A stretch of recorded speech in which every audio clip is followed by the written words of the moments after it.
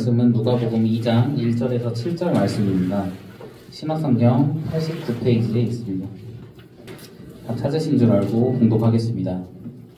그때 가이사 아구스도가 영을 내려 천하로 다 호적하라 하였으니 이 호적은 구레뇨가 수리아 총독이 되었을 때에 처음 한 것이라. 모든 사람이 호적하러 각각 고향으로 돌아가매 요셉도 다윗의 집 족속이므로 갈릴리 나사렛 동네에서 유대를 향하여 베들레헴이라 하는 다윗의 동네로 그 약혼한 마리아와 함께 호적하러 올라가니 마리아가 이미 잉태하였더라. 거기 있을 그때에 해산할 날이 차서 첫 아들을 낳아 강보로 싸서 구유에 누였으니 이는 여관에 있을 곳이 없음이로라. 아멘. 오늘 예수님의 나심에 대해서 우리 하나의 말씀 살펴보겠습니다. 다음 주가 우리가 성탄절이잖아요.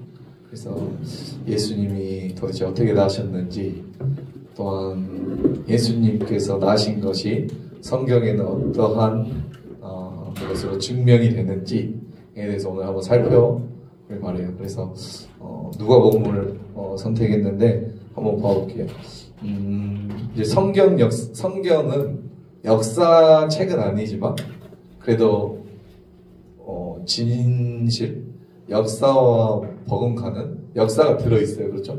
네. 완전한 역사를 담고 있는 책은 아니지만 정확한 이 세계사와 이 하나님의 역사는 같이 맞물려 가고 있어요. 그래서 우리가 이 성경을 볼 때 그것들을 잘 알아야지만, 그런 것들을 잘 알아야지만 성경이 조금 더 잘 보이는 거예요. 네. 우리가 아는 만큼 보이는 듯이 우리가 오늘 이제 그런 거에 대해서 한번 살펴보길 바랍니다. 우리가 2장 1절 한번 읽어보게요. 다시 한번 시작. 그때 가이사 아구스도가 영을 내려 천하로 다 호적하라 하였으니. 그러니까 누가복음 2장 1절에서는 가이사 아구스도라는 사람이 나와요. 가이사 누구요? 아구스도. 도대체 이 가이사 아구스도가 누구냐라는 거예요. 여러분, 로마 이름을 아구스도로 치면 나오지 않아요. 왜 그러냐면 이건 성경상 용어이기 때문이에요. 이 가이사 아구스도는 누구냐면, 우리 별로 안 좋아하지만 BC 주전 31년에 악티움 전투라는 게 있었어요. 이 악티움 전투 아주 유명한 전투 들어보셨나요? 당연히 안 들어봤죠. 이 전투에서 안토니우스와 누구요? 안토니우스와 누가 뭐냐면 옥타비아누스가 붙습니다. 이 안토니우스와 옥타비아누스는 악티움이라는 굉장히 유명한 전투에서 딱 부딪혀요. 누가 이겼을까요? 안토니우스 앞에 나와서 그렇죠? 옥타비아누스가 이깁니다. 이 옥타비아누스가 이겨요. 이 옥타비아누스가 안토니우스를 무찌르고 이제 로마 제국 전체 권력을 잡게 돼요. 그래서 이 옥타비아누스가 31년에 로마 제국의 최고의 권력자가 돼요. 그런데 이 옥타비아누스는 천재예요, 천재여서 이 옥타비아누스가 주전 27년에 자기의 모든 전쟁을 얻은 권력을 누구에게 바치냐면 로마의 원로원들에게 바쳐요. 내가 다스리지 않을 거야. 이게 기가 막힌 정치력이에요. 네. 원로원 당신들이 다스리세요. 공화정으로 다스리세요. 그런데 이것을 원로원이 바꿔서 이 옥타비아누스에게 누구도 준 적이 없었던 칭호, 아우구스투스. 네? 뭐라고요? 아우구스투스를 그런 명칭을 줍니다. 칭호를 줍니다. 이 아우구스투스의 성경적 발음이 뭐냐면 아구스도예요. 뭐라고요?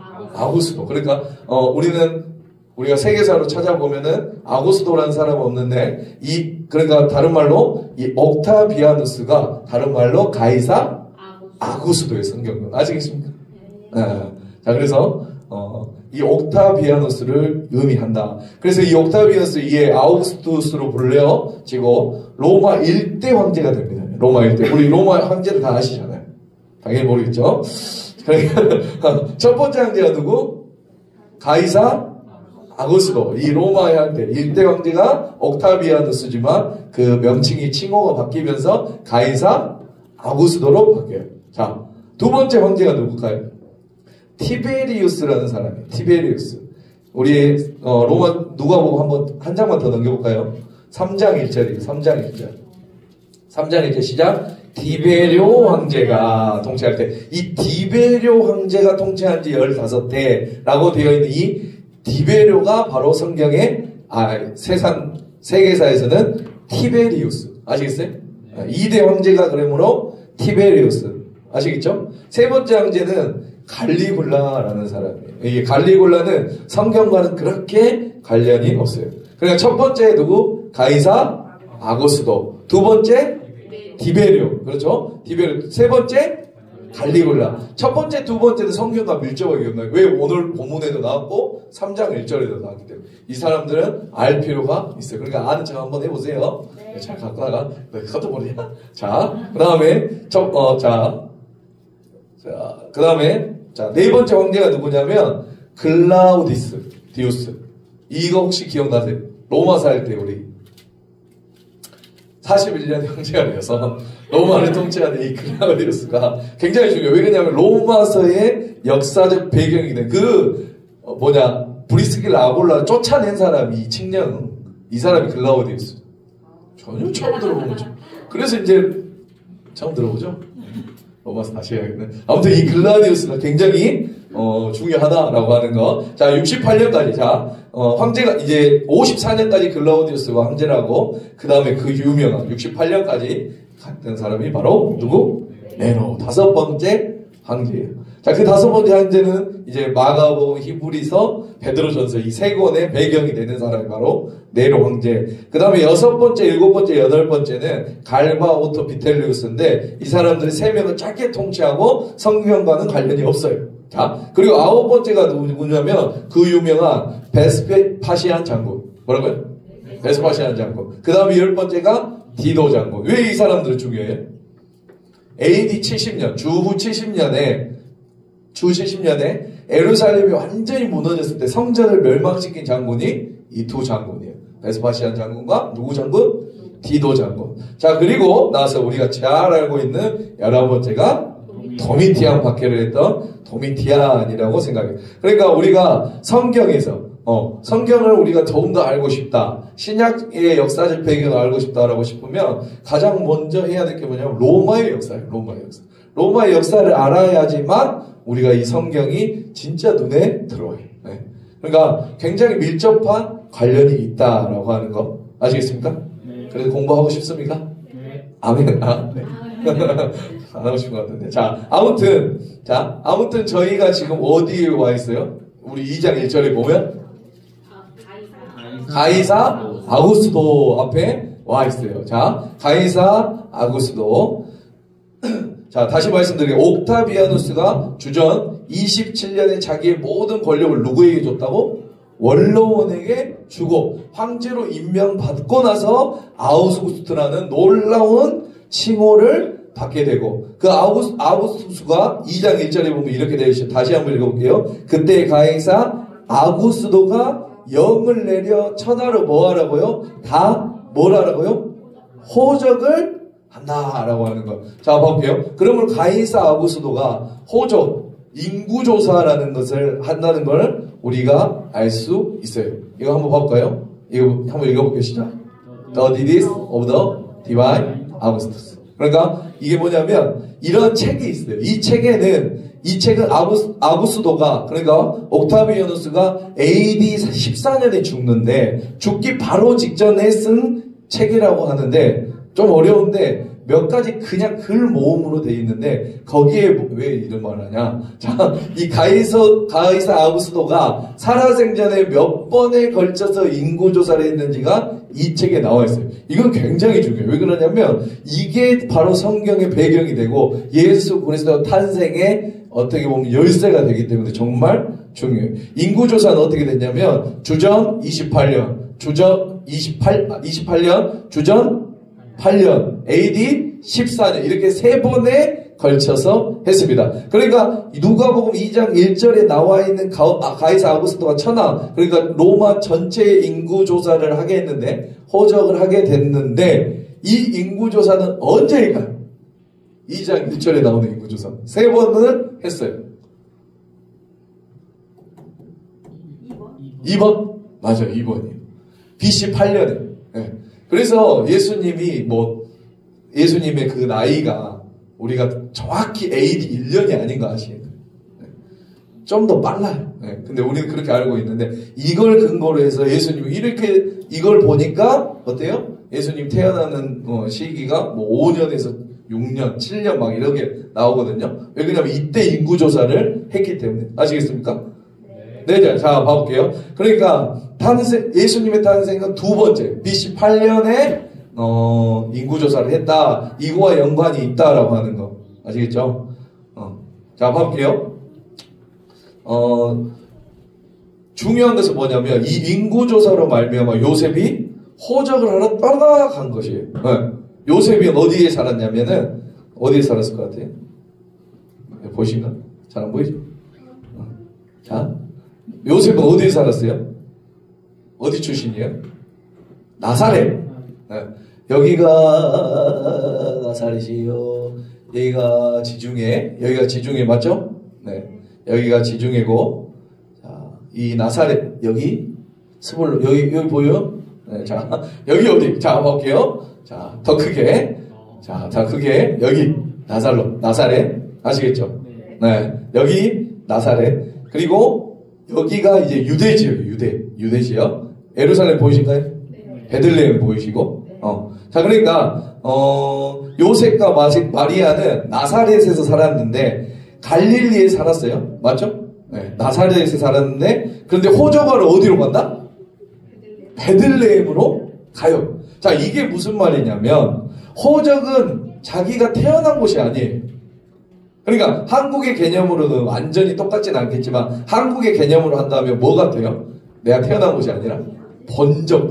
그렇죠. 본적이에요. 저는 강진에서 태어났는데 제 고향은 본적은 강진이 아니에요. 제 본적은 영암이에요. 네. 이렇듯이 이게 본적의 개념이 있는 거예요. 자기의 가문이 있었던 거. 그러니까 요셉은 나사렛에 살지만 유대 지역의 베들레헴으로 간 것으로 봐서는 우리가 뭐라고 알 수 있냐면 요셉은 어느 지파 사람인 것 같아요? 응? 어디? 베들레헴이 어디 있어요?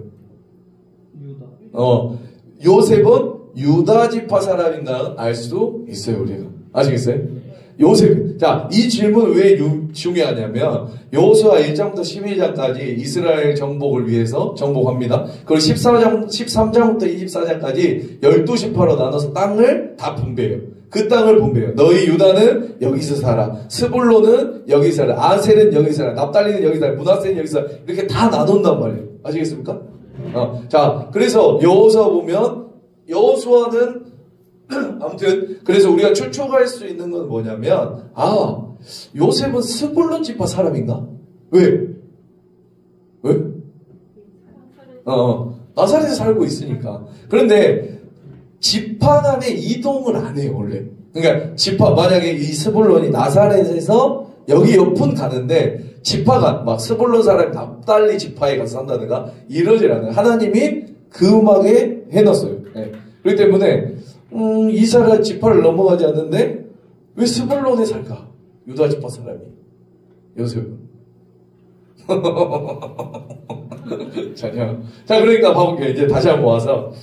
자, 이제 가서 본적에서 호적하러 가세요. 라고 하면은, 만약에, 요셉이 스불론 지파 사람이면 움직일 필요 있습니까? 없습니까? 네.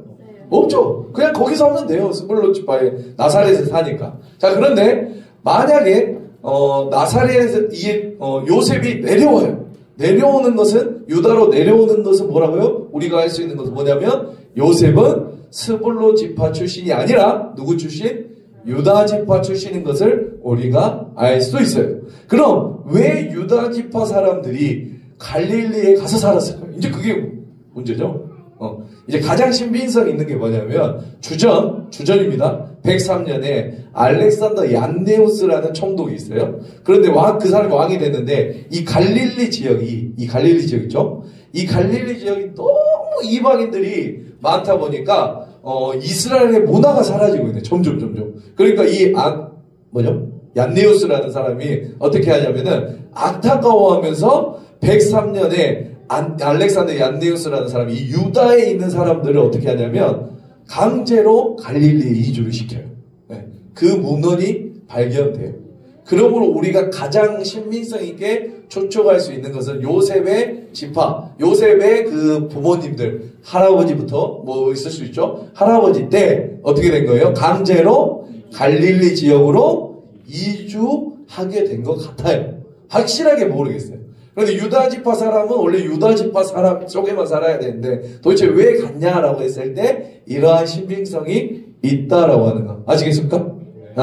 정확한 건 아니지만 그러할 가망성이 있다라고 하는 거 아시겠죠? 자, 이제 이해되시죠? 자, 두 번째가 더 문제예요. 첫 번째 이것보다 두 번째가 문제예요. 자, 요셉이 나사렛에서 베들레헴으로 가는데 누가 따라가나요? 누구랑 같이 가요? 혼자 가요? 누구랑 가? 마리아와 같이 가요, 마리아. 이해가세요? 마리아, 이게 좀 이상해요. 호적이요, 로마법에, 여러분, 로마법을 아는 사람은 뭐라고 질문하냐면, 로마법에 의하면 세대주만 하는 거 아닙니까? 라고, 맞아요. 그런데 그게 맞아요. 남자만 가면 돼요. 아버지만 가면 돼요. 가족 전체가 갈 필요가 없어요. 왜요? 세대주만 가서 등록을 하면 돼요. 그런데 마리아가 왜 따라가요? 더군다나 임신한 상태에서. 가다가 큰일 나면 어떡해요? 엄청 멀잖아요. 봐봐, 엄청 멀어. 길도 안 좋아요. 도적들도 많았어요. 위험한데 그런 위험한 길을 굳이 마리아가 왜 따라가냐라는 것이에요. 그런데 재미있는 건 뭐냐면 다른 문헌에 의하면 로마 제국 전체에서 호적 정리를 할 때 첫 번째 반드시 세대주만 등록하게 되어 있어요. 첫 번째는 그러나 자 이스라엘이 속해 있던 이 지역은 이 제국은 뭐라고 하냐면 지금은 수리아 혹은 시리아 지역인데 자 그런데 이 시리아 지역에 로마 당시 법이 발견됐는데 문헌이 발견됐는데 뭐라고 하냐면 로마 제국 전체에는 세대주만 등록하지 마. 이 수리아 이쪽에 사는 이 수리아 시리아 사람은 12살 이상의 모든 사람들이 다 등록하게 되어 있어요. 남자 여자 가리지 않고. 그러면 12살 이상의 여자들도 반드시 가서 호적을 등록하게 되어 있다라는 문헌이 발견이 되었어요. 우연이겠죠? 아니, 우연 아닐까? 왜 또 시리아만? 우연 아닐까요? 자, 봐볼게요. 이해되셨죠? 여기까지는. 자, 그러니까 마리아도 가야 돼요. 마리아도 호적하라. 야, 호적하세요! 라고 하면 남자인 요셉도 가야 돼요. 누구도 가야 된다? 마리아. 여자도 해야 되니까. 그럼 더 중요한 질문이 생기죠. 그럼 마리아는 왜 베들레헴으로 가요? 호적을 어디다 등록한다고? 자기 본적. 자기 원래 지파. 그럼 마리아는 왜 베들레헴으로 가요? 요셉은 유다 지파라는 걸 우리가 알죠? 다윗의 후손이니까. 맞죠? 다윗이 또 유다 지파이고. 자, 그런데 마리아는 왜 갔어요? 마리아는 어느 지파일까요? 1번. 나사렛은 스불론에 부여된 땅이니까 1번 스불론 지파였을 것이다. 자, 그럼 움직이지 않아도 되죠. 맞나요? 자, 그러니까 이거는 맞는 것 같아요? 아닌 것 같아요? 아닌 것 같아요. 자, 두 번째. 혹시 오늘 세례요한 어머니 보셨어요? 설교 절대 안 들어봤어. 누구? 엘리사벳. 이 엘리사벳과 마리아가 친족이라는 말 들어보셨죠? 친척이에요, 친척. 그 엘리사벳은 어느 지파 사람이에요? 레위 지파예요, 레위 지파. 자, 그러면 마리아는 레위 지파일까? 그러면 굳이 베들레헴 갈 필요 없겠죠. 마지막 세 번째. 마리아도 같이 요셉과 베들레헴에 간 이유는 뭐가 돼요? 조심스럽게 말하지만 어쩌면 여러 가지 주장 가운데 어쩌면 마리아 역시 유대 지파, 유다 지파 출신일 수도 있다라는 것이에요. 아시겠어요? 네.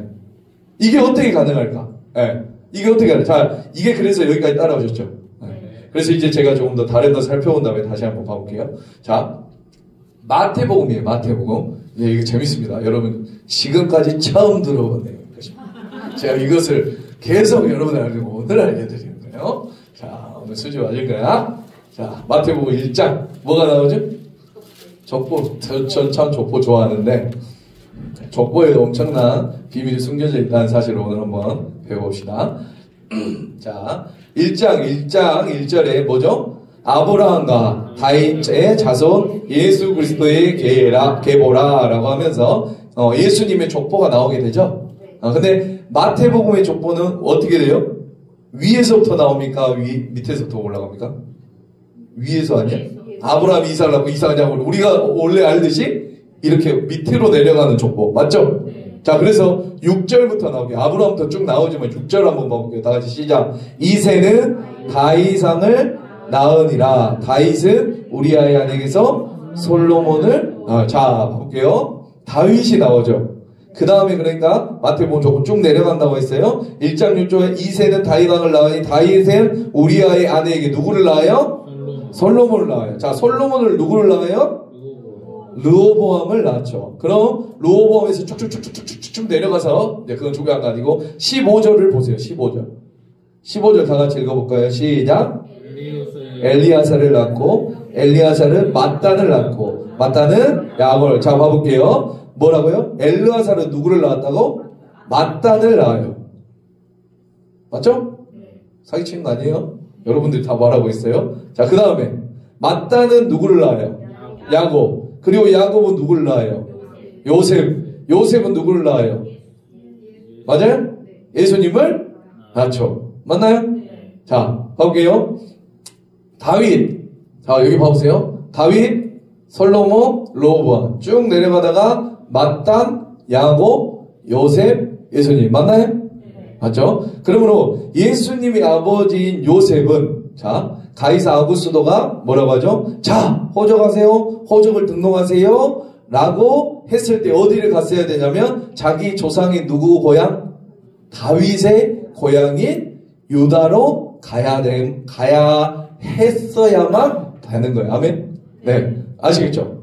자, 그래야만 오늘 누가복음 말씀과 맞아 떨어지는 거죠. 자, 그러니까 우리가 알고 있는 처럼 요셉은 어느 지파라고?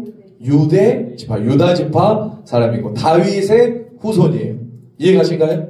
여기 정확히 나와있죠. 마태복음 족보에. 자, 그런데 성경에는 또 하나의 족보가 언급됩니다. 복음서에는 뭐죠? 어디 있죠? 누가복음. 자, 누가복음 봐볼게요. 조금만 더 한 번만 더 넘어가서 또 다 알 수 있어요. 누가복음 3장이에요. 누가복음 3장 23절 보입니까? 네. 누가복음 3장 23절 예수님의 족보 이렇게 해서 누가복음 3 마태복음 다시 말씀드리지만 족보가 위에서부터 밑으로 흘러 들어와요. 맞죠? 누가 누굴 낳고 누가 누굴 낳고 누가 누굴 낳고 누가 르호보암 mat단이 야곱이 요셉이 예수님 이렇게 누가 누굴 낳고 그러나 누가복음은 어떻게 되냐면 거꾸로 올라가요. 예수님부터 시작해서 거꾸로 꼭 올라가요. 한번 우리 봐볼까요? 23절 시작. 예수께서 가르침을 시작하실 때 30세쯤 되시니라. 사람들이 아는 대로 요셉의 아들이네. 그렇죠? 누구의 아들? 요셉의 아들이래요. 요셉의 아들. 요셉 똑같죠? 자, 요셉의 아들이 요셉 위는 누군가요? 다 똑똑해요. 헬리. 그러면 마태복음 족보에서 요셉의 아버지는 누구였어요? 야곱이었는데 갑자기 바뀌어버렸대요. 아무튼 약간 달라지지만 우리 한번 봐볼게요. 헬리 그 다음이 위는요? mat단이에요. mat단. 맞나요? 뭐라고? mat단 맞나요? mat단 아니고 정확히 읽어요. mat단이에요. mat단이에요. 아무튼 쭉쭉쭉 그렇게 올라갑니다. 자 31절 보겠습니다. 31절 이제부터 조심해야 돼요. 3장 31절 시작. 그 위는 엘레아요. 그 위는 맨나요. 그 위는 누구? mat다다. 자, 제가 틀렸네요. mat디다인데 mat다다 잘못했어요. 자, 죄송해요. 자, mat다다 맞죠? 자, 그 다음에 뭐예요? 나단이요. 나단 위는? 오케이, 다윗이다라고 말하고 있어요. 자, 그러니까 여기까지 한번 봐볼게요. 여기 한번 봐보시면, 자, 이거 mat다다. 자, 죄송해요.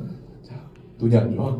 자, 마태복음 족보는 어떻게 되냐? 다윗, 솔로몬, 르호보암. 그렇죠? 쭉 가서 mat단은 야곱을 낳고, 야곱은 요셉을 낳고, 요셉은 예수님을 낳았어요. 누가복음에서 어떻게 됐냐면 이제 이렇게 올라가긴 하는데 마태복음처럼 똑같이 보면은 다윗이 누굴 낳아요? 나단을 낳아요. 나단이 mat다다를 낳고 그 다음에 쭉 내려가서 맏닷을 낳고 헬리를 낳고 요셉을 낳고 예수님을 낳아요. 자, 이게 왜 다르죠? 어떻게 이래요? 우리가 생각을 안 하면 그냥 족보가 똑같다고 생각했죠? 네. 다르다는 것을 알 수 있어요. 우리가 이렇게 보면은. 그럼 둘 중에 하나는 거짓말이잖아. 맞죠? 왜 저한테? 둘 중에 하나는. 그럼 이게 도대체 어떻게 되냐라는 것이에요. 그러면 이걸 해결할 수 있는 방법이 뭐가 있을까라고 생각했을 때 첫 번째는 자, 이스라엘 사람들은 별명이 많나요? 많지 않나요? 많죠. 그러니까 야곱의 다른 이름이 헬리인가 보다.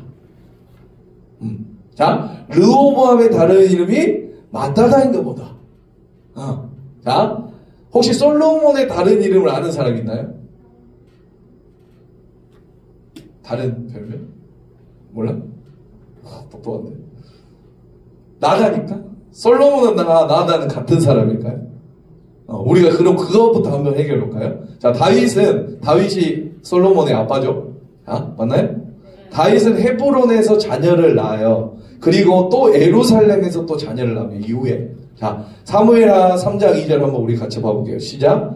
다윗이 헤브론에서 아들을 낳았으되 맏아들은 누구요?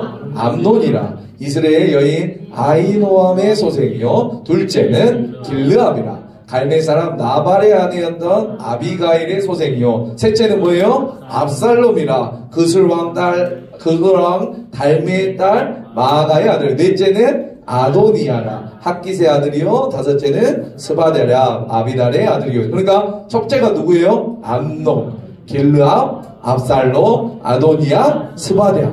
되셨나요? 네. 이렇게 낳은 사람이 어디에서 낳았다? 헤브론에서 낳았어요. 그리고 이제 통일 왕국이 돼서 이제 예루살렘에서 낳은 사람이 있는데 봐볼게요.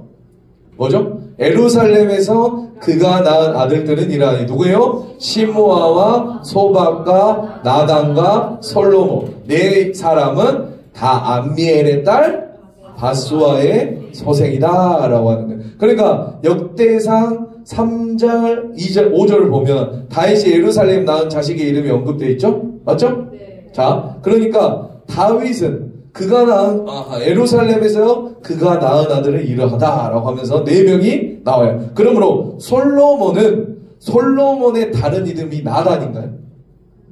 나단과 솔로몬은 같은 사람인가요? 다른 사람인가요? 다른 사람이에요. 맞죠? 다윗이 다른 사람으로 낳았어요. 셋째가 나단, 솔로몬, 네 번째가 솔로몬 이렇게 나왔단 말이에요. 이해가세요? 그러면 같은 사람이다, 같은 사람이 아니다? 다윗은 그러니까 솔로몬도 낳았고 나단도 낳은 거예요. 아시겠어요? 이 솔로몬도 낳았고 나단도 낳았다라고 하는 거예요. 아시겠습니까? 그러면 같은 사람이 절대로 아니다. 자, 그러면 다시 보면 그럼 왜 요셉은 여기 있을까요? 왜 요셉 똑같아? 뭐래?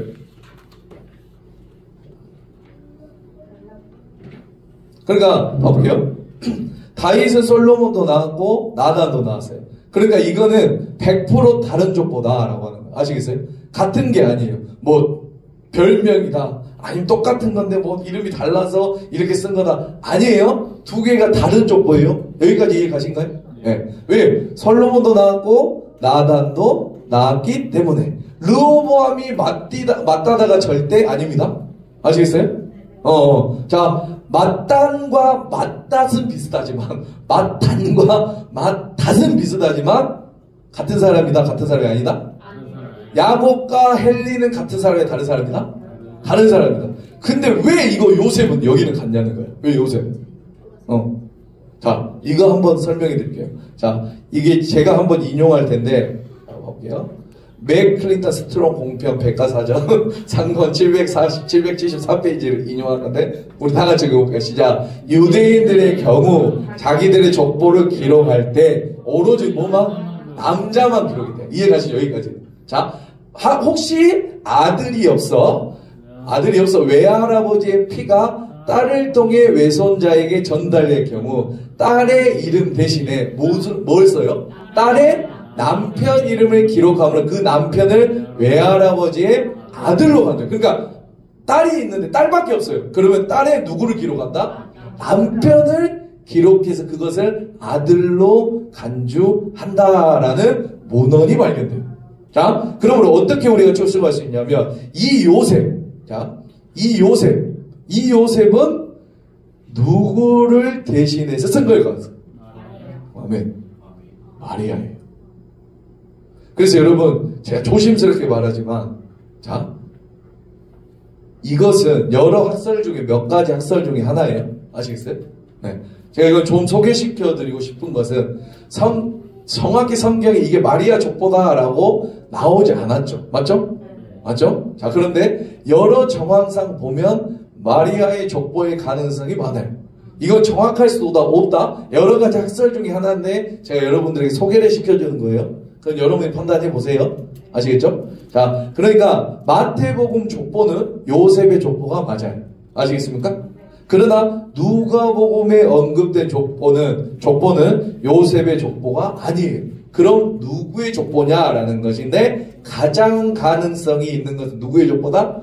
마리아의 족보의 가능성이 크다. 마리아의 족보가 누가복음에 기록된 것이에요.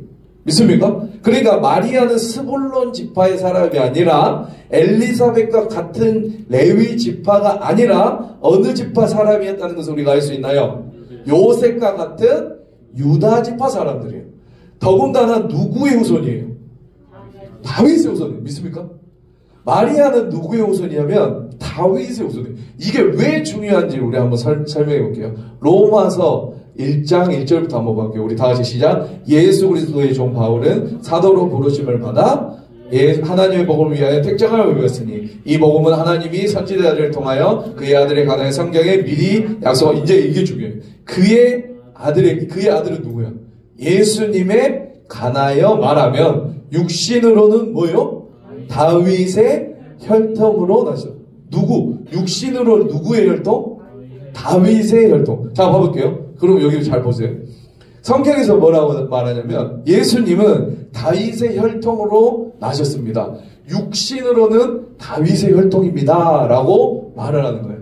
그러니까 이해가 가시죠? 자, 잘 생각해보세요. 예수님에게 이 요셉, 자, 이 요셉의 피가 한 방울이라도 섞였나요? 이 요셉의 피가 한 방울이라도 섞였어요? 안 섞였어요?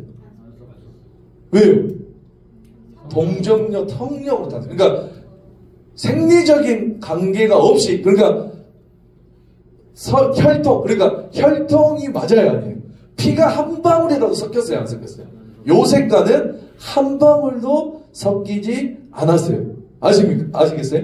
자, 그러면 동정녀의 탄생이에요. 그러면 이 말은 거짓말이죠. 아까 육신으로는 다윗의 육신이 뭐예요? 피가 섞인 걸로는 다윗의 혈통이 나셨다라고 했는데 우리가 실제로 요셉은 섞였다 안 섞였다? 안 섞였다. 그러면 거짓말이네. 맞아요. 섞이지 않았잖아요. 혈통이 거짓말이죠. 아니요. 그런데 이 말은 맞아요. 왜냐하면 마리아 때문이에요. 마리아와 예수님은 피가 섞였나요? 섞이지 않았나요? 섞였어요. 엄마 아이가 피가 안 섞여. 그럼 말이 안 되지. 그렇죠? 절대. 그러니까 잘 보세요. 요셉을 통해서는 이 요셉의 족보를 통해서는 뭐가 이어지냐면 왕의 계보가 이어지는 거예요. 아시겠어요? 요셉의 족보로는 왕의 계보가 이어지는 것이고 그리고 실제로 다윗의 혈통 그 피가 섞인 것은 누구? 마리아를 통해서 다윗의 혈통이 이루어지는 것이죠. 아멘? 그러므로 성경을 조금 보고 이런 사람은 야! 어떻게 예수님이 요셉의 피가 한 방울도 섞이지 않았는데 다윗의 혈통이 될 수가 있냐? 라고 말하는 그런 시비를 거는 사람이 있는데 그것은 이 마리아의 족보, 누가복음의 족보를 몰라서 그런 거예요. 그러면 성경은 너무나 놀라운 거예요. 믿습니까? 네. 야, 어떻게 예수님이 요셉은 예수님과 피 한 방울 섞이지도 않았어요. 맞죠? 자, 그러나 이 요셉이라고 하는 마리아는 어쨌든 피가 섞여서 그렇죠? 나타났다라고 하는 거. 자, 봐볼게요. 우리 하나만 더 살펴보면 우리 사도행전 13장 22절 다 같이 읽어보겠습니다. 시작. 패하시고 다윗을 왕으로 세우시고 증언하여 이르시되 내가 이새의 아들 다윗을 만나니 내 마음에 맞는 사람이라 내 뜻을 다 이루리라 하시더니 하나님이 약속하신 대로 이 사람이 누구예요? 다윗의 후손에서 이스라엘을 위하여 구주를 세우셨으니 곧 예수라. 아멘. 누구요? 다윗을 통해서 하나님이 약속하신 대로 이 사람의 후손에서 누구? 다윗의 후손에서 이스라엘을 위하여 구주를 세우셨다라는 말씀이 맞아요. 누구를 통해서요? 마리아를 통해서. 믿습니까? 그러니까 이 누가복음 3장의 족보가 너무 중요한 이유는 뭐냐면 마리아를 통해서 예수 그리스도가 다윗의 혈통이 육신의 혈통이 맞다는 것이 누구도 반복할 수 없고 누구도 시비 걸 수 없고 누구도 부인할 수 없는 사실이 되는 거예요. 아멘. 그리고 마태복음의 족보 내려오면서 왕의 계보를 이어갑니다. 그렇죠? 다윗에게 말씀하시죠. 너의 집에 그 대대손손 왕이 끊어지지 아니하겠다라고 하면서 예수님까지 그 왕의 족보가 일어나는 거고 진짜 혈통 피로 말미암은 그 다윗의 후손은 마리아의 족보를 통해서 예수님이 탄생하는 이게 얼마나 기가 막힌 거냔 말이에요. 아멘입니다. 그러니까 우리 예수님이 탄생하신 것은 너무나 기가 막히고 더 놀라운 건 뭔지 아세요? 자 봐볼게요. 중간에 봐보세요. 솔로몬의 후손과 나단의 후손이 섞이지가 않아요. 이해가세요? 나단의 후손과 솔로몬은 친척 관계이기 때문에 충분히 어떻게 될까요? 섞일 수가 있어요. 만일에 섞였다면 이 족보가 완전히 깨지는 거죠. 그런데 이 족보가 섞였다 섞이지 않았다? 섞이지 않아. 솔로몬의 후손이 쭉 내려오고 나단의 후손이 쭉 내려오다가 마침내 하나님 때에 정확한 때가 되었을 때 그 요셉과 마리아가 만남으로 말미암아 마침내 때가 참에 예수 그리스도가 탄생하셨다. 아멘. 이게 놀라운 하나님의 역사이시다. 이거는 뭐 다윗 때부터 해서 이 모든 역사를 주관하시고 볼게요. 얼마나 섞일 수 있었을까요? 모르잖아. 네가 나단의 후손인지 솔로몬의 후손인지. 그러죠. 안 섞여요. 섞일 뻔했는데 안 섞여. 절대 안 섞여. 눈을 멀게 하셔서 너는 전혀 안 이뻐. 나단과 솔로몬의 가문은 절대 섞이면 안 돼. 그러면서 하다가 정말 언제 섞여요? 딱 한 번 섞여요. 딱 한 번. 그때가 언제나? 요셉과 마리아 때 섞이게 돼요. 아멘. 근데 이것 또한 섞이지도 않았죠.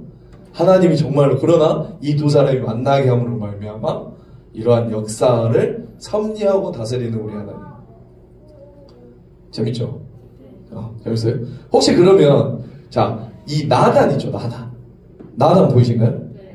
이 나단은 혹시 이러한 자기 삶 가운데 이러한 역사가 일어날지 알았을까요? 몰랐을까요? 이 나단을 통해서 이 땅에 마리아를 보내실 것을, 그리고 그 마리아가 마침내 요셉과 만나서 예수 그리스도를 낳게 하실 것을 자기의 부르심을 알았을까요? 몰랐을까요? 절대 모르지. 그렇죠? 어떻게 알아요? 그러니까 여러분, 하나님은 우리가 미처 내 부르심을 다 깨닫지 못한다 할지라도 분명한 목적을 가지고 계신 분이 우리 하나님이에요.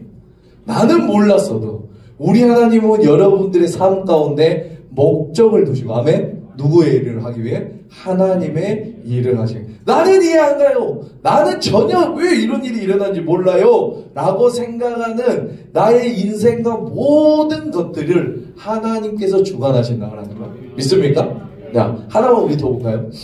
누가복음 2장 보세요. 2장 22절. 2장 22절 한번 봐볼게요. 자, 2장 22절. 다 같이 읽어볼게요. 모세의 법대로 정결의식에 날이 참에 아기를 데리고 예루살렘에 올라가요. 자, 레위기 12장에 보시면 어떤 것이 있냐면 여인이 아이를 낳았을 때 어떻게 해야 되는지가 언급되어 있어요. 남자아이를 낳으면 40일 동안 아기를 보호하면서 성전에 나오지 못하다가 40일째 되었을 때 성전에 나와서 제사를 드릴 수가 있어요. 지금으로 말하면 뭐가 돼요? 출생신고 같은 거겠죠. 자, 여자아이를 낳으면 혹시 며칠 같아요? 10일? 조금 더 많이 써요. 80일, 80일 동안 몸을 보호하다가 그때 이제 성전에 나와서 예배를 드리죠. 남자를 낳으면 며칠? 40일. 여자아이를 낳으면 80일. 그 정결의식의 기간이 다 차면 그때 성전에 나와서 정결의식을 하게 돼 있어요. 어린 양으로, 비둘기로, 하나님께 제사 드림으로 그 정결의식을 거행합니다. 그 장면이 지금 오늘 우리가 읽은 장면이에요. 22절 다시 한번 볼게요. 모세의 법대로, 이게 레위기 12장에 나온 법대로 정결의식이 날이 찼어요. 40일이 지났겠죠? 맞나요? 아기를 데리고 예수님의 예수 아기를 데리고 예루살렘으로 올라갑니다. 그런데 유대인의 율법에는 뭐가 있냐면 그 어느 가정에서 그 아이가 태어나면 아이를 데리고 성전에 올라갈 때 우리 혼인신고 해보신 분들 알겠지만 혼인신고할 때 누굴 데리고 가야 되죠? 증인 2명을 데리고 가야 돼요. 증인 2명을 데리고는 안 가도 사인을 받아야 돼요. 아시겠습니까? 잘 들어보세요. 혼인신고 그냥 하러 가면 안 됩니다. 꼭 증인 2명의 사인을 받아가지고 가야 됩니다. 아시겠죠? 그것처럼 이 혼인 출생신고를 할 때 어떻게 가냐면 그 아이를 데리고 성전에 올라갈 때 가족의 아이만 가는 게 아니라 반드시 경건한 그리고 존경받을 만한 사람 2사람을 같이 데리고 가게 되어 있어요. 아시겠어요? 그리고 이 아이를 하나님께 드리면서 정결의식을 하게 될 때 반드시 함께 올라간 그 경건한 2사람이 그 사람들로부터 존경받은 이 아이를 축복하게 되어 있어요. 아시겠어요? 근데 이 본문을 보면 어디에도 마리아와 요셉이 정결의식을 할 때 경건한 2사람을 율법대로 데리고 갔다고 한 말이 1도 없어요. 네. 아시겠어요? 근데 본문에서 등장합니다. 누군지 아세요? 2장 25절이에요. 2장 25절 시작. 예루살렘에서 시므온이라는 사람이 있으니 이 사람은 의롭고 경건하여 이스라엘의 위로를 기다리는 자라. 성령이 그 위에 계시더라 라고 하면서 누구요? 네. 자, 그 다음에 또 시므온이라는 사람이 있습니다. 또 36절 한번 봐볼게요.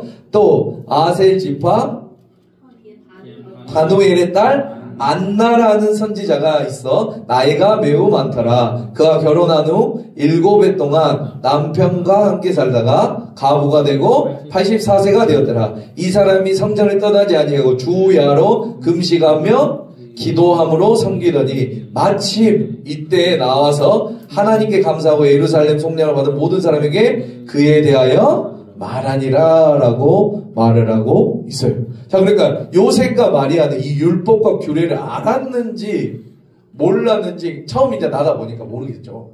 몰랐을 수도 있고 깜빡했을 수도 있고 아무튼 어떤 이유인지는 모르겠지만 2명의 경건한 사람 데리고 가서 예수님을 축복하는 일을 까먹었는지 아니면 안 하려고 했던지 아니면 몰랐던지는 모르겠지만 데리고 가지 않아요. 그러나 하나님께서는 이 일을 미리 하시고 2사람을 성전에 미리 준비시키세요. 그 사람이 시므온과 누구예요? 안나예요. 자, 봐볼게요.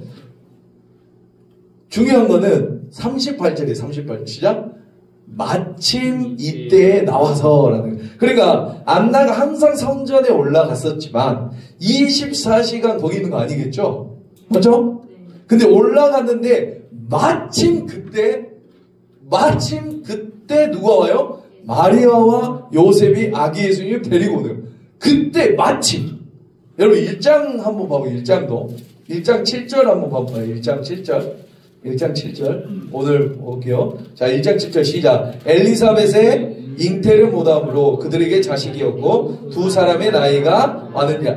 마침 그때 사가랴가 반열에 올라요. 오늘 700명 이렇게 됐는데 마침 그때 제비를 뽑았는데 마침 그때 분양하는 아무튼 대빵 그 대제사의 역할을 누가 맡게 돼요? 사가랴가 마침 다른 사람이 볼 때는 우연 같아요. 그냥 우연 같았어요. 근데 누가 개입하신 거예요? 하나님께서 개입하셨다라는 거예요. 그것을 성경에서 말하고 있어요. 마침 그때 사관의 차례가 돼요. 마침 그때 안나가 올라가요. 마침 그때 시몬이 올라가요. 그러니까 보이지 않는 하나님의 손길이 그 인간의 역사에 개입하셔서 그 인간의 역사를 만들어 가시고 조성해 가시고 하나님의 뜻을 이뤄가고 있는 것을 설명하고 있는 성경이 바로 누가복음서. 아멘. 그게 바로 하나님의 말씀이에요. 그러니까 여기 족보에서 어떻게 하나님의 손길이 보이겠습니까? 맞죠? 도대체 하나님의 손길이 보이지 않아요. 그러나 어디보다도 더 강력한 하나님의 손길을 우리가 느낄 수 있어요. 마침 절대 섞이지 않았어요. 마침 요셉과 마리아가 눈이 맞아서 섞여요. 부부가 되어 그러자 예수님이 탄생해요. 우리는 우연 같죠? 우리는 우연 같죠? 절대 우연이 아니에요. 말씀 마무리하겠습니다. 이 누가복음 2장에서도 그렇고 우리의 삶 또한 하나님의 손길이 보이지 않아요. 하나님의 손이 딱 나타나서 나를 붙잡아줬으면 좋겠어. 하나님 손이 딱 나를 보고 나의 뒷목을 잡고 다 이렇게 데리고 갔으면 좋겠어요. 나의 손을 잡고 데리고 다녔으면 좋겠는데 하나님의 손길이 보이죠. 그러나 그렇지 않죠. 보이지 않아요, 진짜로. 그러나 우리가 믿고 신뢰해야 되는 것은 그 중에 하나는 뭐냐면 지금 이미 하나님의 손길이 나와 함께 계시다는 것이죠. 믿습니까? 우리는 보이지 않지만 하나님의 손길은 이미 나를 붙잡고 계신 거예요. 하나님이 우리의 삶을 이미 붙잡고 계신 거예요. 그러니까 그걸 신뢰하고 싶어요. 우리 이렇게 기도하자. 하나님, 내 삶을 붙잡아 주세요. 내 삶을 인도해 주세요. 그럼 하나님이 이렇게 말씀하시지 않을까요? 아니야. 너 그런 기도할 필요 없어. 내가 이미 너를 붙잡고 있어. 이미 너를 내 손으로 붙잡고 있어. 라고 말씀하실 것 같아요. 우리 하나님 너무 좋지 않습니까? 여러분, 이 그림 한번 보시겠습니까? 우리 진흙이나 찰흙을 이렇게 손으로 막 이렇게 주물주물하고 꽉 잡았다가 탁 놓으면 무슨 모양이 생길까요? 손 모양이 생기겠죠. 또 처음 해봤어요? 찰흙 해봤잖아. 자, 그러면은 근데 그 찰흙을 꽉 찐 찰흙을 손 모양을 자세히 보면 여러분 무엇까지 새겨진다면 내 지문까지 새겨져 있어요. 내 삶에 하나님의 지문이 있구나. 내 삶에 지문이 묻어져 있는 거. 하나님의 지문. 여러분, 우리들의 삶에 하나님의 지문이 묻어져 있는 줄 믿습니다. 여러분, 두려워하지 마세요. 내일이 잘 풀리지 않을 것 같으세요? 아니요, 그렇지 않아요. 하나님이 이미 우리 사랑하는 창대교회 청년들의 한 사람 한 사람을 붙잡고 계신 줄 믿습니다. 그걸 신뢰해 드리시기 바랍니다. 그걸 믿어 드리시기 바랍니다. 아니, 나단이 어떻게 알았겠어? 그러나 그때도 하나님이 나단의 삶, 나단의 후손들을 모두 다 붙잡고 계시는 거예요. 뭐 하지 마라. 섞이지 마라. 솔로몬의 가문과 나단의 가문이 섞이지 않도록 그걸 믿음으로 취하시기 바랍니다. 그 하나님을 신뢰하시기 바랍니다.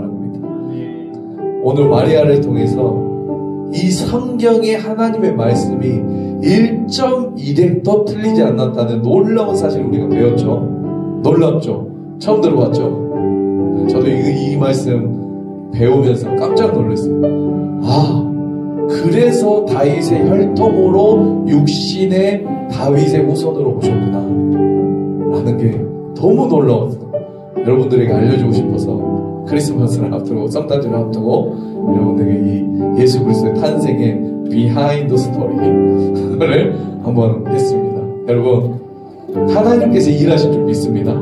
어떻게 섞일지 않을 수 있어요. 그때 마침 그때 완벽하게 요셉과 마리아가 필이 통해서 만나게 하는 거죠. 다 하나님이 하신 일이고 모든 일 가운데 하나님의 손길과 그들의 삶 가운데 하나님의 지문이 묻어있는 거죠. 그렇기 때문에 우리 이렇게 기도하면 어떨까요? 예, 하나님 감사합니다. 하나님이 내 삶을 붙잡고 계셔서 감사합니다. 내가 주께 순복합니다. 내 삶을 지금처럼 인도하여 주시옵소서. 지금 하나님께서 우리의 삶을 인도하시면서, 그러면서 우리가 하나님께 우리의 삶을 맡겨드릴 때, 믿음으로 간구하면서 맡겨드릴 때 우리의 삶은 하나님의 시선과 하나님의 방향으로 나아갈 줄 믿습니다. 그러한 우리 사랑하는 청년부 되길 주님의 이름으로 축복합니다.